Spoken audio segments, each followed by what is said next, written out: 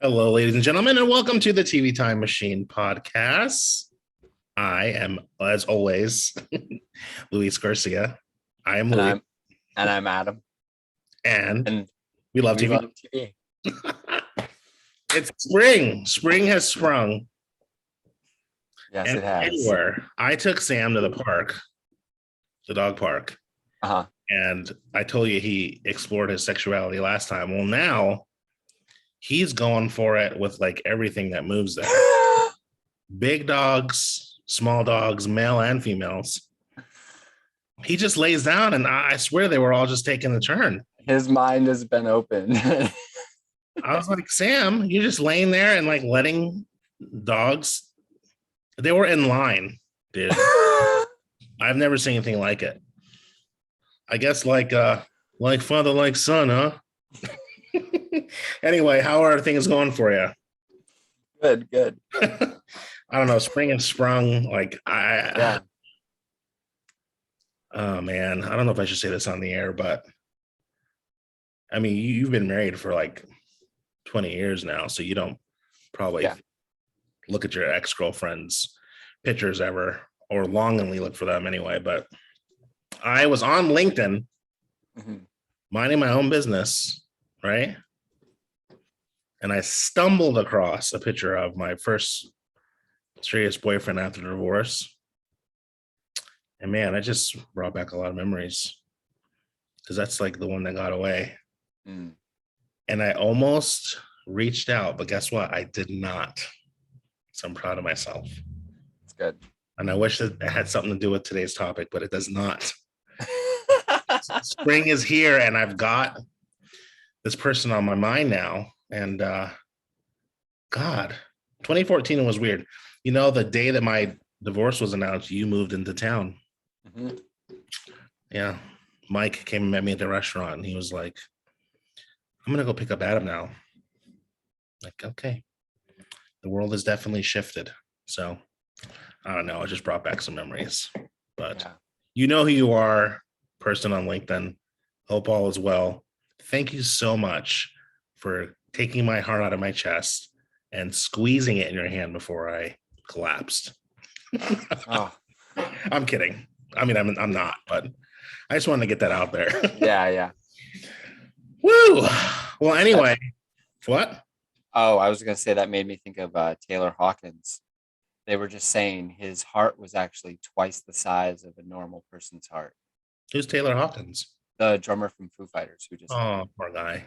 His heart was 600 grams. The average heart weighs 300 grams. Oh. So he had an enlarged heart. Poor guy. Yeah. So those kind of situations, it's like you're like, you know, it's like a ticking time bomb. Yeah, I mean, I think, speaking of hearts, you know, my old man had a heart attack earlier this week, and he's doing better. He has like a really quick surgery that's coming up, and it's outpatient, like in and out, which is great.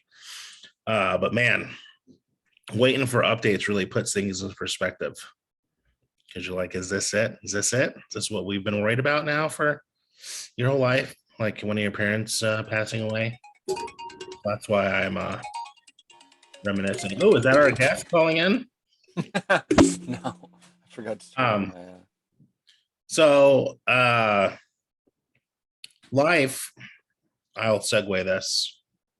Couldn't get through the hard things without sidekicks. I certainly couldn't have gotten through half the shit I went through without you and Mike. So we decided that we would do a special on sidekicks in TV history, the best stuff. So I'm referencing, Adam doesn't need references because he's knowledge way better. Sidekicks was one of my favorite TV shows growing up. Ooh, I even remember the song. Ernie Ray Jr. and Gil Gerard.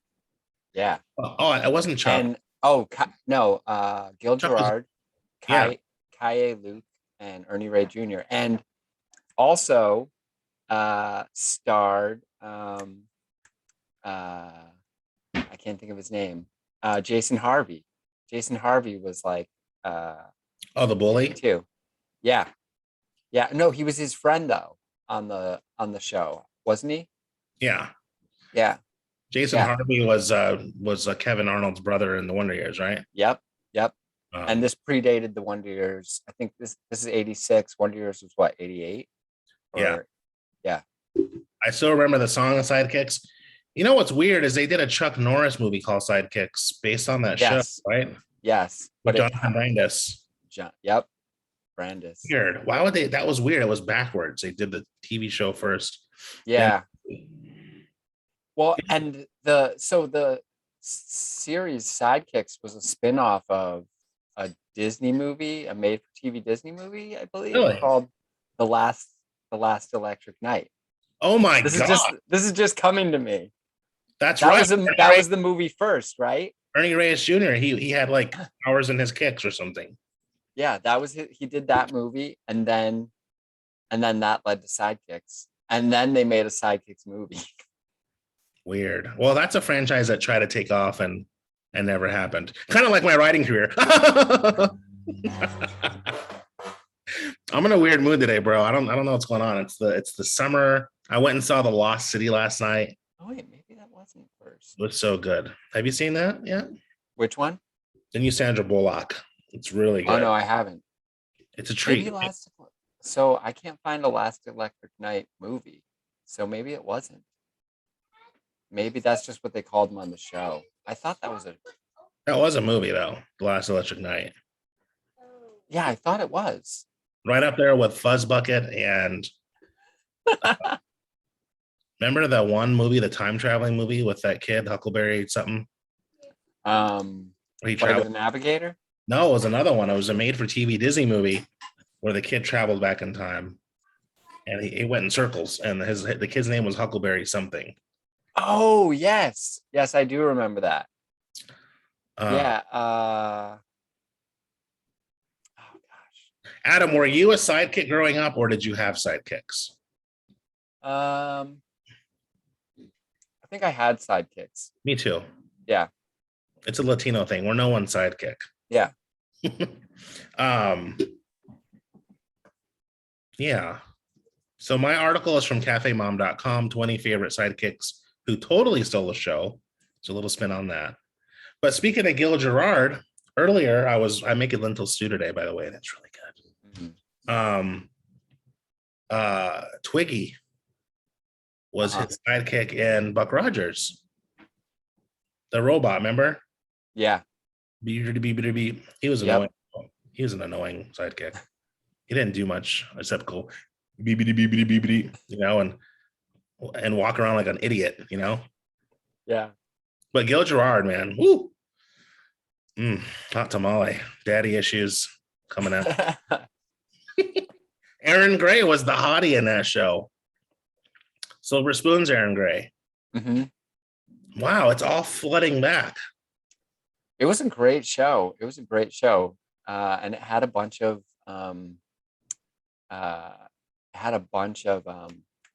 like cameos now, but like then they were their starting roles. Giovanni Ribisi was in a bunch of episodes. Michael Richards was on it. Don Cheadle was on it.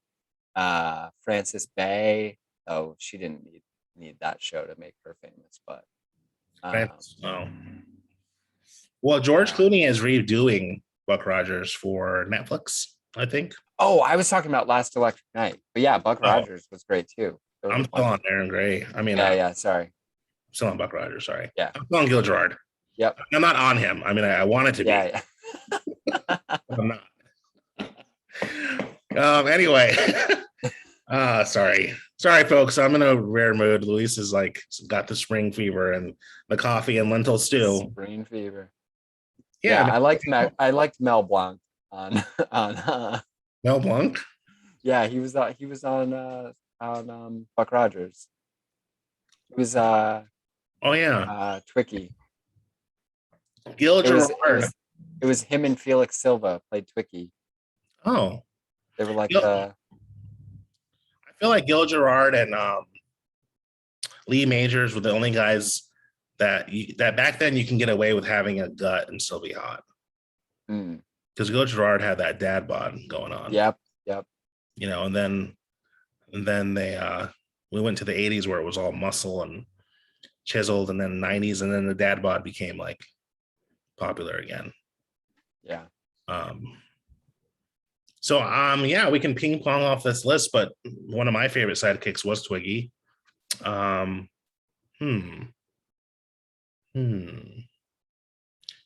else sidekick wise? Well, what is a sidekick? It's just like a character who's your best friend, but they kind of like are more popular than you on your own show. It's weird. Weird dynamic. Yeah. Here's a fun one. Rhoda Morgenstern, the Mary Tyler Moore Show. We bring up every episode. Played by Valerie Harbour, was so good at playing Rhoda, Mary's wisecracking, fashion-forward Jewish BFF. I don't know why they have to include that in there. Why does that matter? Jewish? Yeah. Come on. That's weird. On the 70s classic Mary Tyler Moore, she scored her own sitcom, Rhoda, which broke viewership records for an episode in which she gets married and then went on to last 5 seasons. That's for back then, for 20, 30 episodes a season, that's a lot. Yeah. It's a lot of TV. Yeah. Who else? Who else do you got for favorite sidekicks? Some of my favorite sidekicks are the Sweat Hogs, Vinnie Barbarelli's Sweat Hogs. From Welcome Back, Kotter. That's right. Yeah. They were like hoodlums, street rats, greasers, right? Yeah. They were whatever they were. They were friends, but they called themselves a gang, the Sweat Hogs, but like they didn't really fight or anything. They weren't violent. They didn't get involved in mayhem. Welcome back. I sang it on this show once. Niles Crane on Frasier. Oh yeah. Was considered a sidekick of Frasier, but soon became. I think he was the reason the show like lasted as long as it did, because he was the exact opposite. Hey, my Denny's buddy. That says, "Hey kitty, what you bring me?" The owner's just so far away watching the TV. I'll help you with this after. And Joe, I love your hair. Oh, I wish I had my hair that long. I got robbed by the hair gods. They said, we're going to give you curly hair. Whoop. And it's going to grow up and not down. The owner's just watching the news. Yeah. The news says, oh, he's so cute. A diamond was stolen from the gem museum today. The cat just has the diamond. Hey kitty, what'd you bring me? Him just has the stolen diamond. All right, buddy. I'll talk to you in a bit. I miss you, buddy. I hope to see you soon. In a few weeks, I'm coming to Portland. We have to go to breakfast. Oh, nice. We have to take the Cracker Barrel. Yep. And cause mayhem and sing again. Oh, I love that day. They're all in tune. I was like, why are these kids on America's Got Talent? It's amazing. They're amazing. You're an amazing dad. You and your wife are both great parents. Thank you. Who else? Oh, this is a great sidekick. One of my favorite sidekicks, April Ludgate from Parks and Rec. Oh yeah. She was she started as an intern and then she stayed on because Ron needed an assistant. But she's like the worst assistant in the world, right? Well, no, she is. But for Ron, she's the best assistant. She doesn't let calls in. She doesn't let people see him. She doesn't bother him with anything. She's always making fun of Jerry. Yes. She's super deadpan. She's just a great character and one of my favorite on that show. That show is great. I miss it. So good. It's such a feel-good show, and there's so few shows like that, I was thinking about that. We don't have a lot of feel-good anything now. I went and saw The Lost City last night, And I sat in the back. I always sit in the back. And then this other really good looking dude came and sat like right directly in front of me. And he was by himself too. And I thought, wow, you don't see many people go to the movies by themselves. I thought I was only one. That has nothing to do with the story. I just thought I would point that out. But the movie itself was so feel good and funny. And the point of it was just to make you laugh, like a rom-com. Yeah. And I'm like, we need more of this right now. Right now, it's all about death and like drama and and crime and how shocking and violent we can be. Yeah. I think we need more feel-good stuff. I think there's a market for the Marry Me's and the Lost Cities out there. Marry Me was also very feel-good. Eli chose that. It was really cute. I still haven't seen it, but It's cute. I'm inclined to see it because J-Lo. Yeah, man. And you have Owen Wilson, man. I can't do that. But he's like so nerdy and hard. He's been gone for a while. Yeah, he took a little break. Yeah. For his mental health. But him and J-Lo were together in Anaconda. Mm-hmm. And she asked Anaconda. I loved that movie, man. Yeah. So good. And, Oscar Nunez from The Office was in Lost City, and he was also in The Proposal with Sandra. Okay. So I think that she is friends with him.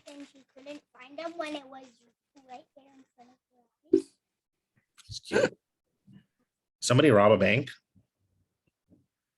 And if so, let's get the information. George Costanza on Seinfeld. Oh man, he's the best. Yeah, the best sidekick ever. And he only didn't appear in one episode of 180 episodes. He was only not in one. Wow. Wait, what's the episode he's not in? I don't know. It doesn't say. It just says appearing in all but one of Seinfeld's 180 episodes, George Costanza, played by Jason Alexander, yeah. who I saw when I went and saw Letterman live. He was the guest that night. Oh, nice. Very funny guy. He would call himself the king of idiots and short, stocky, slow-witted, bald man. Summer of George. He could go from insecure to neurotic to arrogant and diluted in one scene. Yes. He was hard. It was cringy at times, but hilarious. Yes. The Summer of George. Supposed to be the Summer of George. I'll do the next one and you can take over because I really like this one a lot. Yeah. Sandra Clark on 227, played by Jackie. Oh yeah. Amazing. Always dressed like she was going to Las Vegas. 227 sassy resident Sandra Clark was always on the hunt for Mr. Right and butted heads with conservative lead character Marla Gibbs, Mary. The character was such a hit that she earned bigger storylines, angering Marla Gibbs in real life, as the show was intended to be a vehicle for her success after the Jeffersons. NBC consequently gave Jackie her own show, but it bombed. I think that 227 was one of the last excellent ensemble Black comedies. Black sitcoms. We have Insecure now, that's ensemble. Oh man. Yeah, I loved 227 growing up as a kid. I guess hurricane season's over. Pearl. That was one. Pearl was my favorite. I want a Pearl in my life. And Jackie Harry eventually had her own another show again. Yeah, they all bombed. Well, Sister. Oh yeah, she played the mama, right? Mm-hmm. Yep. But Pearl was like sassy and the wisdom alone. She reminded me of Mr. Gaines from Different World. Just like not taking shit from anybody. Mm-hmm. Need those type of people in your life that are just kind of like off the cuff and unfiltered, Yeah. Who else do we have?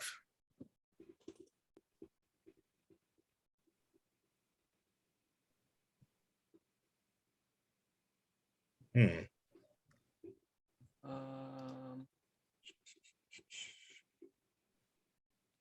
Okay, this is another good sidekick. Well, obviously, oh, so I mean, Robin from Batman is like Oh yeah, classic sidekick. Dick Grayson.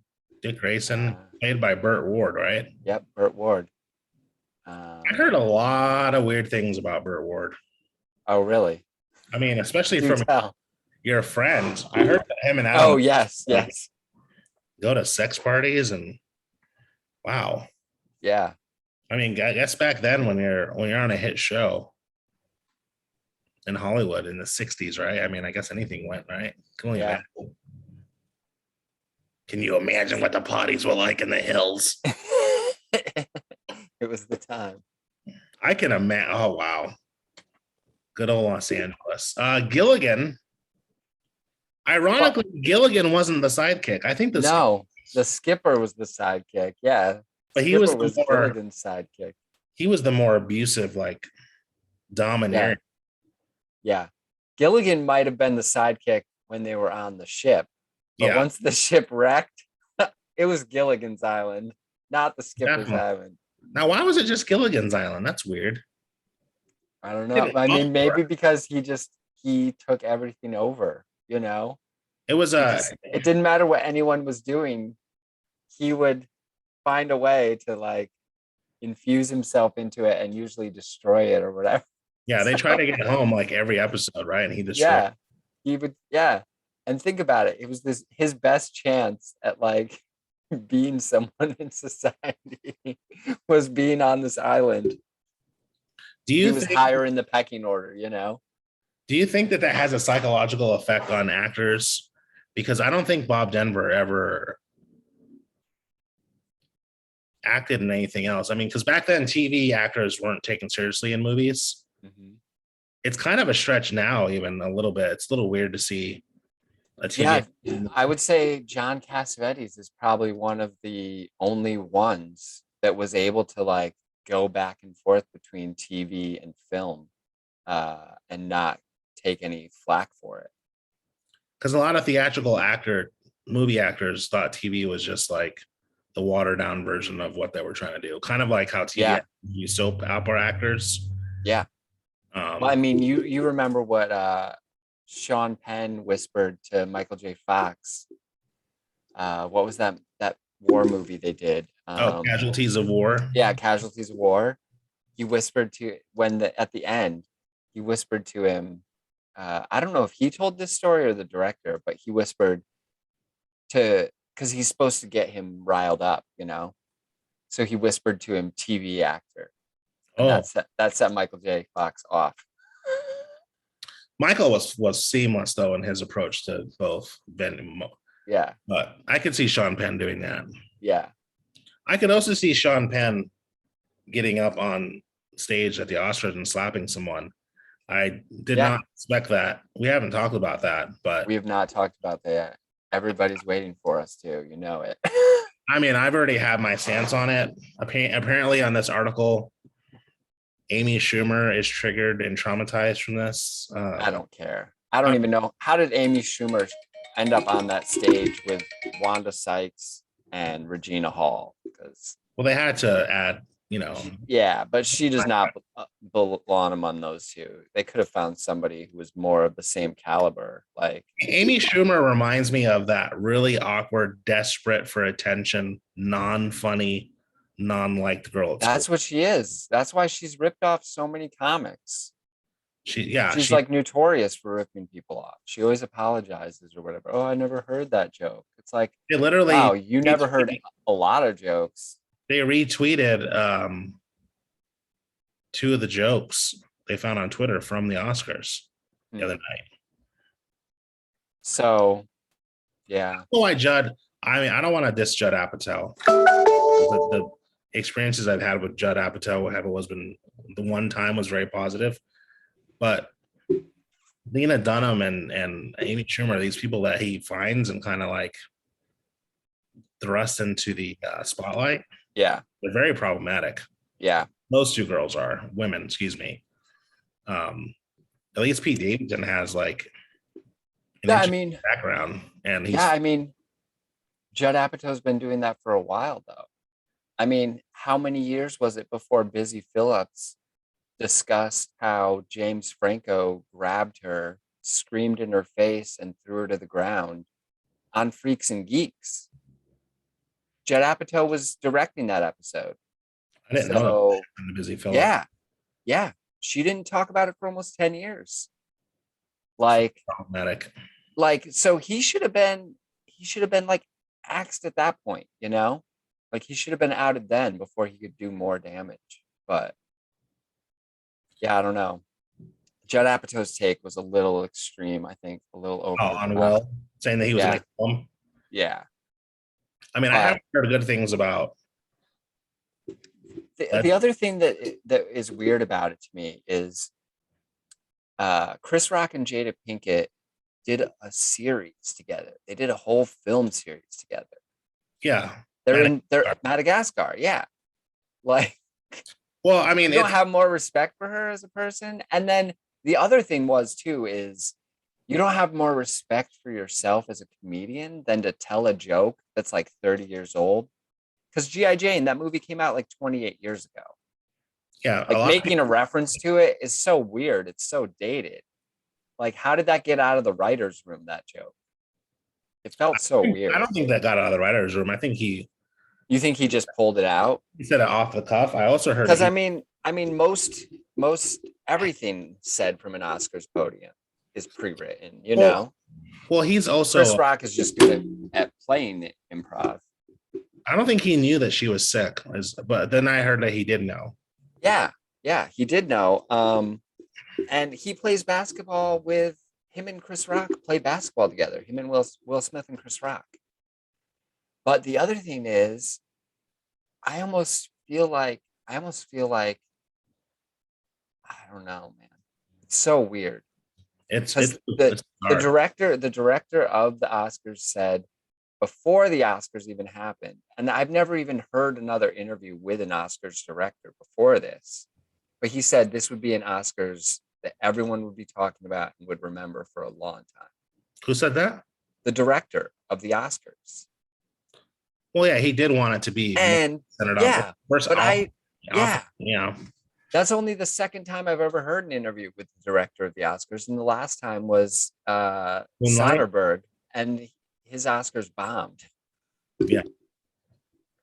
But so this is the other thing. This is weird, though. I don't think this is planned. I think this is just a weird coincidence.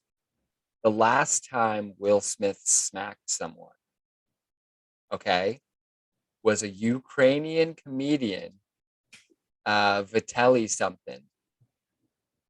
So he smacked a Ukrainian comedian who tried to kiss him on the mouth. I remember that. Yeah. Yeah.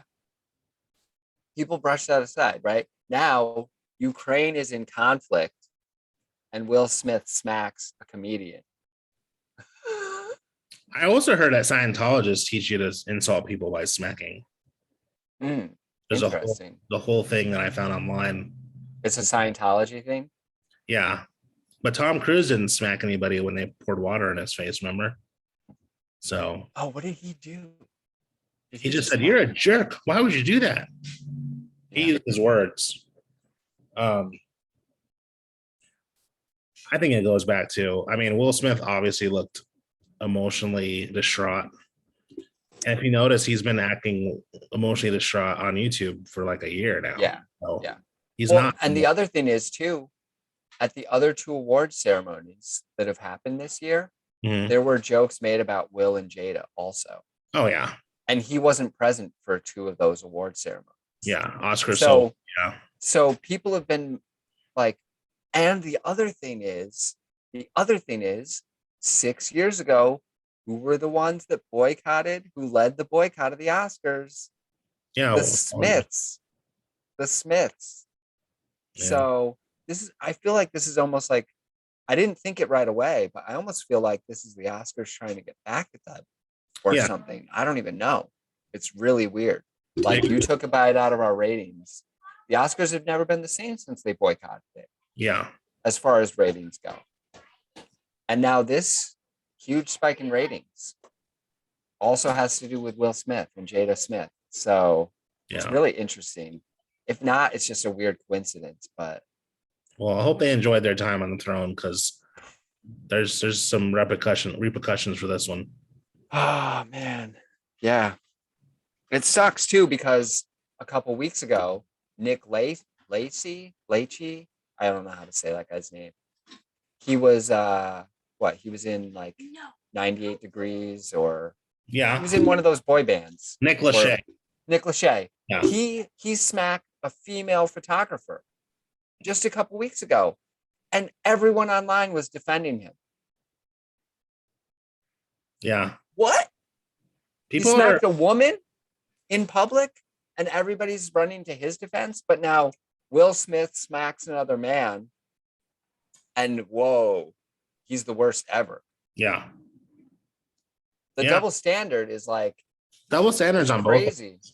I think that, but the best way to, I think the easiest way to dissect this for me is to cut it down 50-50 and be like, you both were wrong.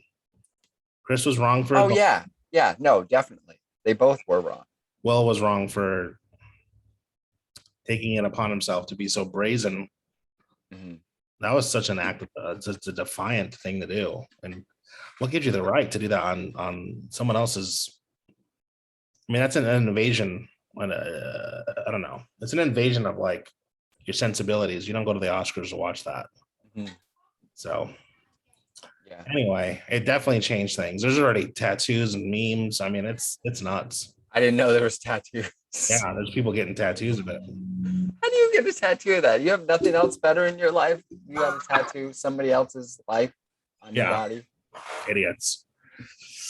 Well, let me try to end 2 minutes.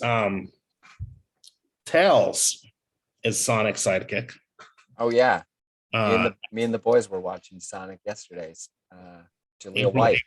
April 8th, Sonic 2 comes out. Jim Carrey. Lloyd and Harry, who's the sidekick there in Dumb and Dumber? Oof. You know? That's a hard one. They're each other's sidekick. They're both dumbasses. How about Smithers from Simpsons? Oh yeah, he is Smithers. cuckold freaking. What is it? Submissive sidekick minion. All the minions are sidekicks for Drew. For Drew. It's a weird world. Do you feel like the world's getting weirder? Yeah. It's a weird world. You can't even go to the Oscars anymore. I mean, come on. You're taking away like the coolest night where everybody can like live vicariously through you for one night. And you act like a high school student. Yeah. Bizarre. My friend Dan was there. Oh, really? Yeah, he scored one of the documentaries that was up. I can't remember the name of it. That's embarrassing. I mean, Michael Keaton and Alfred Molina, they were all in the audience. Can you imagine how embarrassing that must have felt, knowing that those true professionals? Anthony Hopkins was there, dude. I mean, come on. Yeah, Anthony Hopkins told my friend Dan he had a really nice hat, that he really liked his hat. And Kevin Costner's speech on directing, holy shit, did you see that? No. I missed it. He said, I have to send it. I'll put it on my TikTok. Adam, where can people follow you? Ascension. That was the film that Ascension, yeah. Dan that looked intense. Yeah, he did the score for that. People can follow me at Adam Cloud. Is that my name? ATM.cloud. Yeah, on Instagram. And I'm on Twitter as Sleep Deprived, but there's no E at the end. Oh, by the way, our TV Time Machine podcast Twitter account is gone. We got banned on Twitter. What? I must have retweeted or said something political and they took it down. So I have to That's really weird. And then I have a tendency to get a little crazy. Remember with James Woods? Yeah. He like blocked me. He deserved it. James Woods, you're a piece of shit. Anyway, from Can't block this. the TV Time Machine podcast, I'm Luis. And I'm Adam. We will have this episode up. Be sure to follow us on Instagram at the TV Time Machine podcast. Also on our TikTok. We have a lot of fans in there. Adam does a really good job of putting old clips and ghost hunting videos. We need some of those. Yeah, I haven't done one of those in a while. And have a good night. I'll text you here in a little bit. Love you, bud. All right. Talk to you soon. Thanks for listening. Defend his wife.